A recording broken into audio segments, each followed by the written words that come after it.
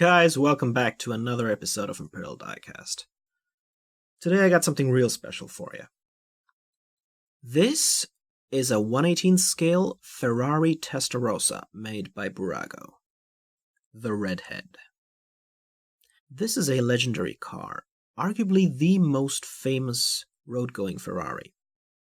Iconic to the 1980s, and featuring on posters in tens of thousands of bedroom walls.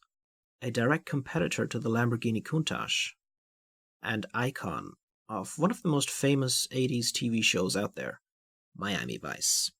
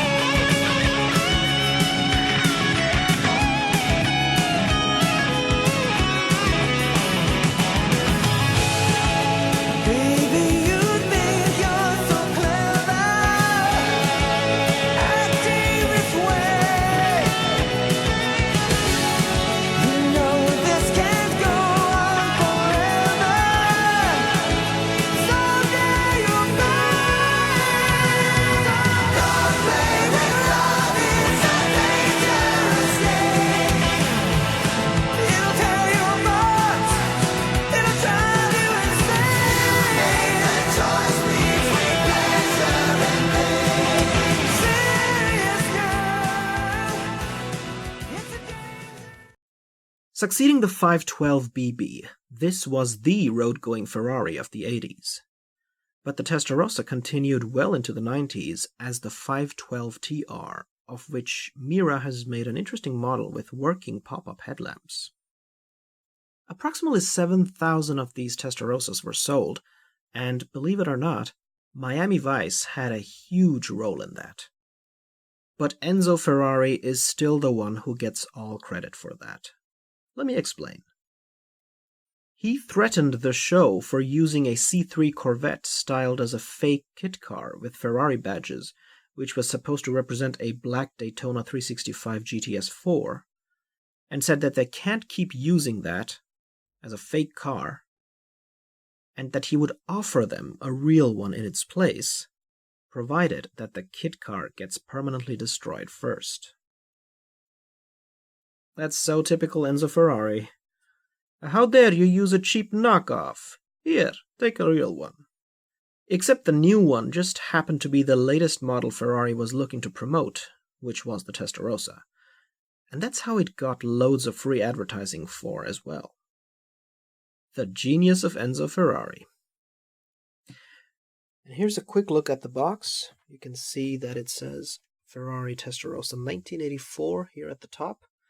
So this box is more than 35 years old, and yet in such a good condition, because it was probably kept in some isolated place for all these decades, and so it has not come apart. So you can see here on the sides, it says Bburago DieCast Metal 118.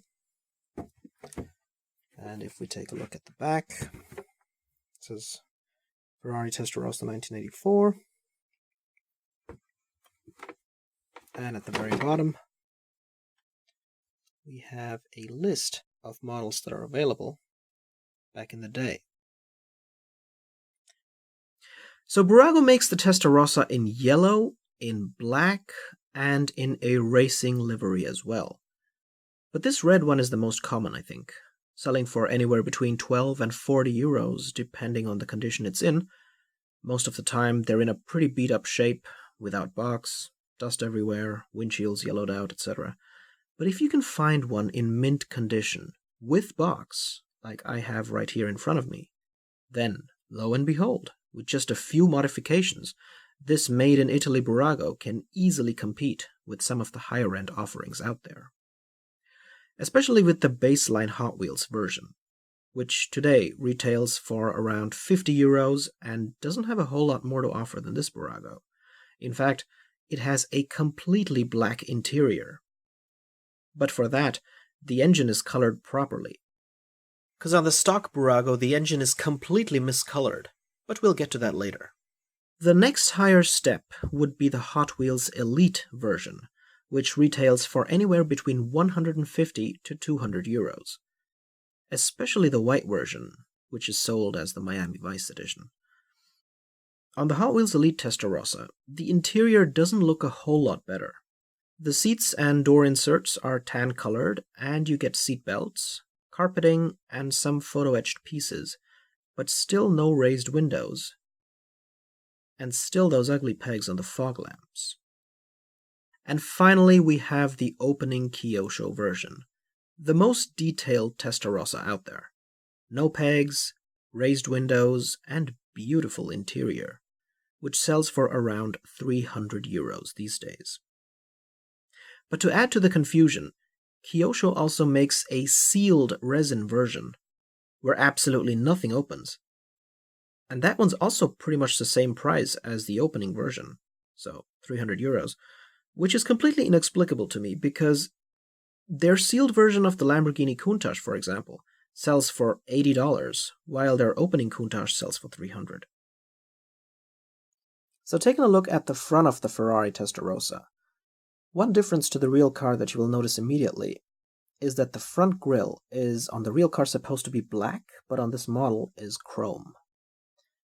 Now for a long time I thought whether I should paint this grille black, but then I realized if I did that, there was no going back, because if you paint matte black paint over chrome, then it's really hard to get rid of it again.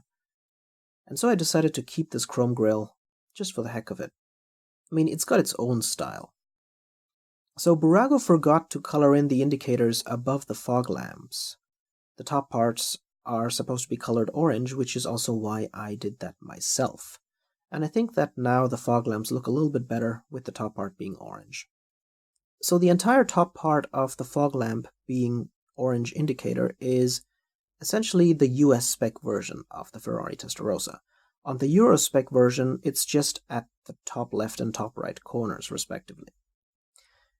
The high-end Kyosho and Hot Wheels Elite versions both have them, but as I mentioned earlier, both the regular Hot Wheels and the Hot Wheels Elite have a clean, clearly visible, and unsightly peg dead center in the fog lamp, while Bburago's peg is bigger but somewhat obscured behind this opaque texture of the fog lamp cover. The pop-up headlamps don't work, but they don't work on the Hot Wheels or on the Hot Wheels Elite either. They only pop up on the Kyosho. But to be perfectly honest, you're not missing out on anything amazing. The headlights would have looked weird anyways, and just gotten in the way of the aesthetics of the car, as you can see in this picture. Taking a look at the Ferrari logo, it is just a sticker, and typical for these 1980s and early 90s Bburago models, they never really bothered to be very precise when placing these Ferrari logos. As you can see, there's a little bit of a indentation where it is supposed to be, but it's slightly off-center.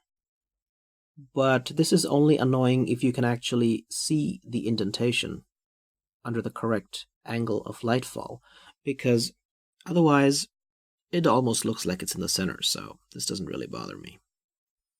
Moving further up, let's take a look at this vent right here. And the purpose of the vent here is to feed fresh air into the cabin. As you can see right here, it goes through this vent on the inside. It was not painted on the regular Bburago, so I just took some black paint and did that. But you will find it painted on the Hot Wheels Elite and the Kyosho versions of the model. Looks a lot better now. So the cool thing about the Ferrari Testarossa is that the front trunk opens this way. And as you can see, I have painted the entire interior of the front trunk in black. I think it looks a lot better now than as it was when it wasn't properly painted at all on the regular Bburago. Because on the regular Bburago, this entire area here and this entire area here, and like over here and over here, you would have a lot of silver of the like bare metal of the actual diecast car shining through and the red paint not applied properly. But with a black trunk, things look a lot better. As you can see, we have here a spare wheel. Apart from that, we have a little container here. And apart from that, there's really not much else to see. But I'm happy that the front trunk at least opens on this one.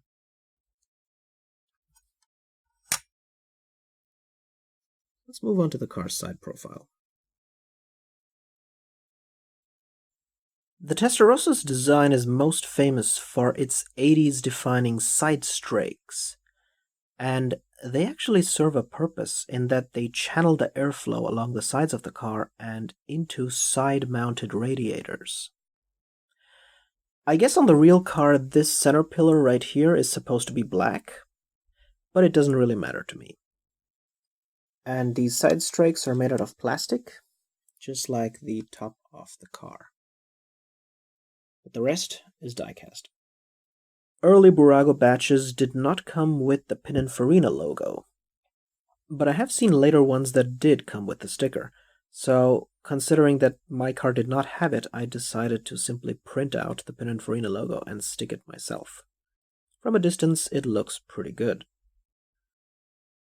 And I've also painted the key lock. Another modification I did was that I painted the trim around the windows in black, essentially the window seals, and I think that it looks better now, because on the stock Bburago they are just red. Bburago also forgot to model side indicators on this car.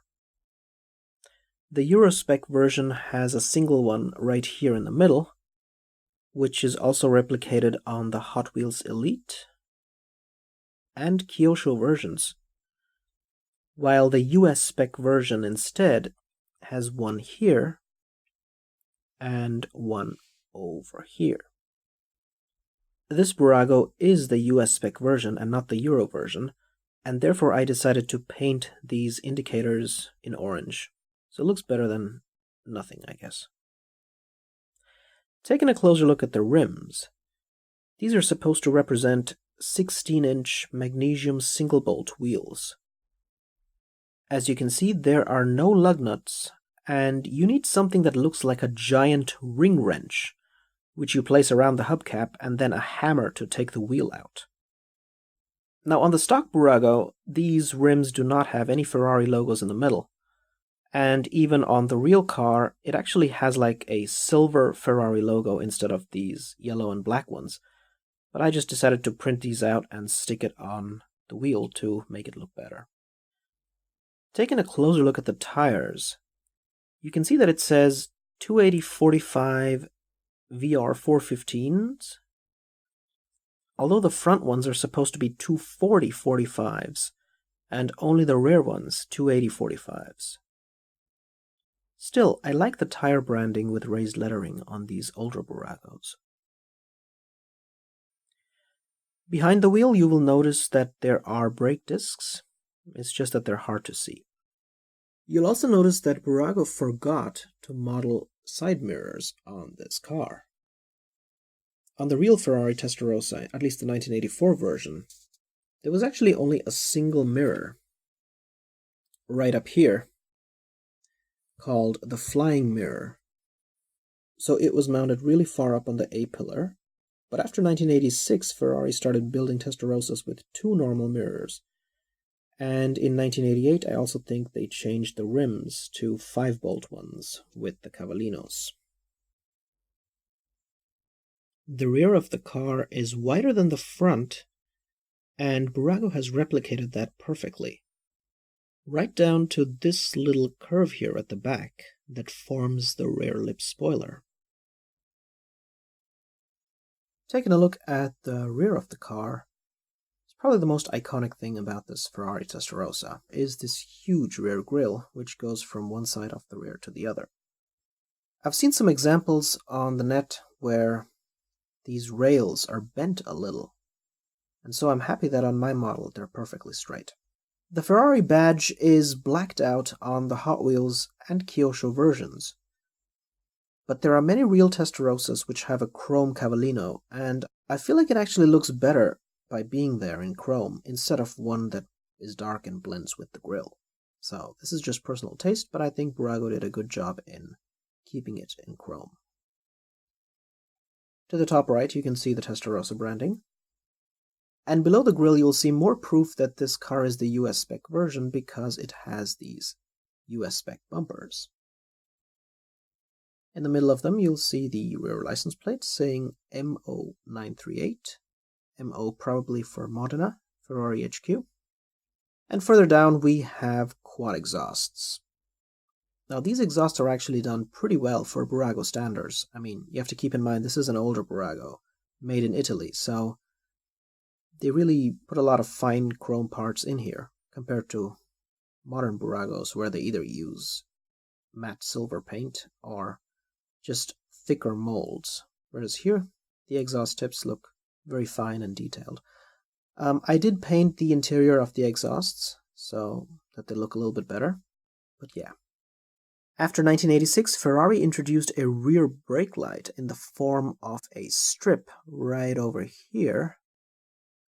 But since this is a 1984 Testarossa, there's no need for it on mine. Plus, I think it would mess with the aesthetics if I just stuck something there. But yeah, let's take a closer look at the engine.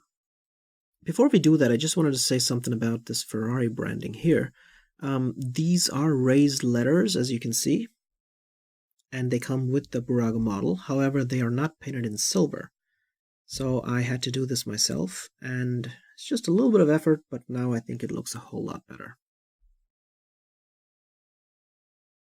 So the rear engine bay cover opens like this. And inside we actually have a pretty detailed engine. This engine has 390 horsepower at 6,300 RPM, 4.9 liter, of course, naturally aspirated.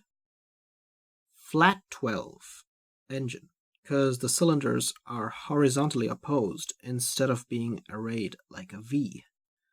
In fact, this is one of the most famous flat 12s out there, so never say V12 to it. The top speed is about 290 km per hour, and 0 to 100 km per hour can be achieved in 5.3 seconds. So while the Testarossa is decently fast for the 1980s, it is still not as fast as the Countach, which I have already reviewed on my channel. The engine was another weak point of the original Bburago model because it is colored completely with the wrong colors.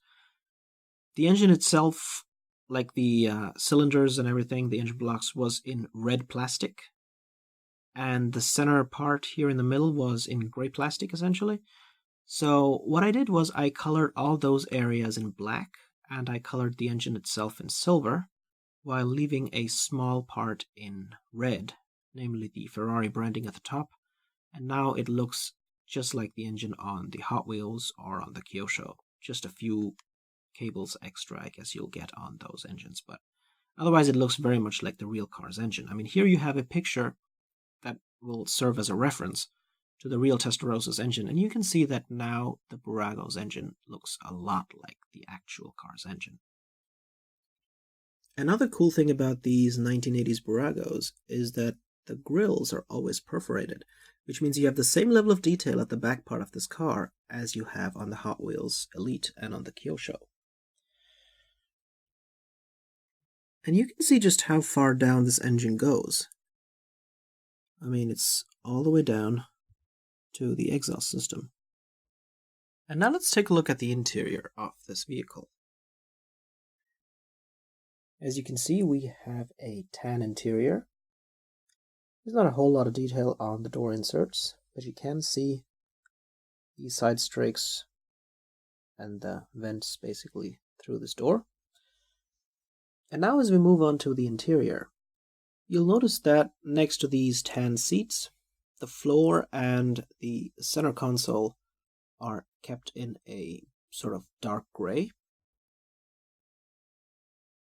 But this part in the center also has a few interesting details that I'll show you in a second.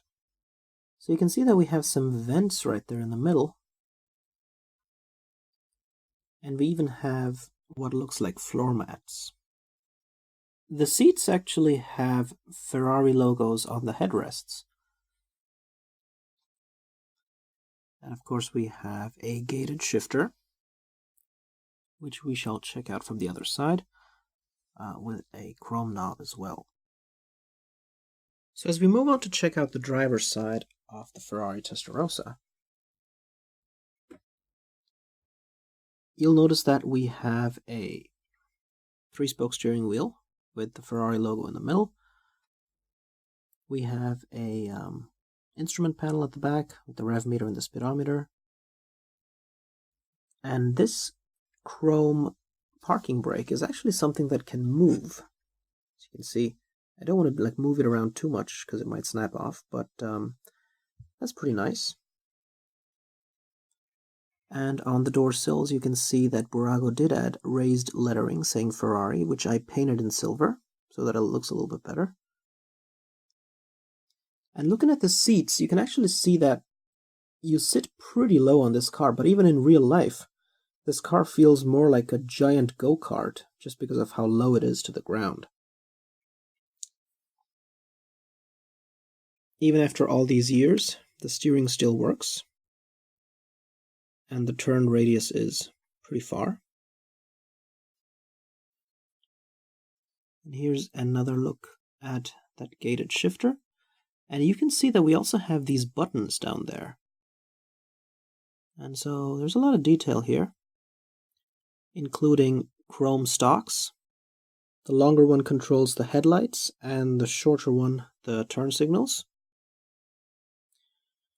And while the Ferrari prancing horse does not sit perfectly well, I'm still happy that it sits upright because oftentimes on these older Bburagos, the logo is either sideways or even upside down. Down there you can see the floor pedals. They are not painted. I could have painted them, but I didn't have the time. And finally, here's a look at the bottom of the Ferrari Testarossa. You can see it says scale 118, made in Italy, 1984, and a pretty detailed transmission and the underside of the engine visible. Chrome exhausts as mentioned earlier. So overall this looks pretty nice.